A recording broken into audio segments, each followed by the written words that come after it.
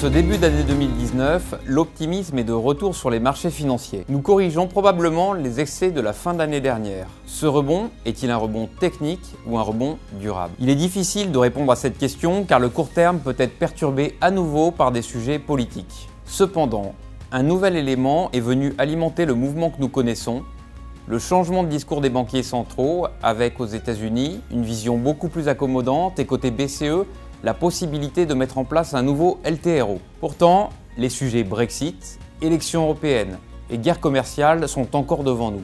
Faisons abstraction de la vision court-termiste et projetons-nous sur les perspectives des différentes classes d'actifs sur une période plus longue. Il faudra probablement oublier le marché obligataire pendant encore quelques temps. Le couple rendement-risque ne cesse de se dégrader et la sécurité se paye très cher.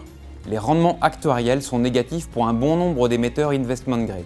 Pour nous, le meilleur investissement reste le marché des actions pour plusieurs raisons. Reste à voir quelles sont les zones géographiques et quel style de gestion privilégier. La dynamique de croissance la plus forte et la plus résiliente se situe aux États-Unis et de façon plus tactique dans les pays émergents qui cette année pourraient profiter d'un contexte monétaire plus accommodant que ce qui était prévu. La croissance du PIB attendue en 2019 est de 2,5% aux États-Unis, 4,5% dans les émergents et n'excédera pas 1,6% en Europe. Les indicateurs avancés, témoins de la confiance que nous pouvons avoir dans une économie, nous confirment cette lecture. En Europe, les indices PMI, indices de confiance des directeurs d'achat, se situent à la frontière entre la phase de contraction et d'expansion de l'économie depuis de nombreux mois, ce qui ne plaide pas en faveur d'une amélioration de la conjoncture. Alors que les ISM, quant à eux, sont proches des plus hauts aux États-Unis, signe de confiance dans la capacité de l'économie à croître. Les grandes tendances démographiques seront déterminantes dans l'évolution des économies.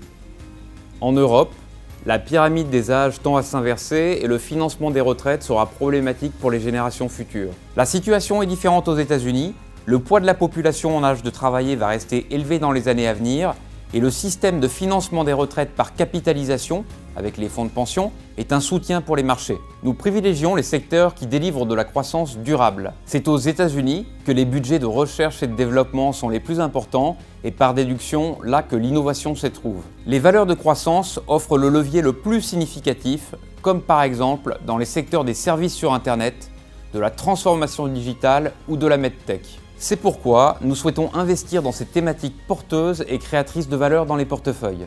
À très bientôt pour un nouveau point Horizon Marché.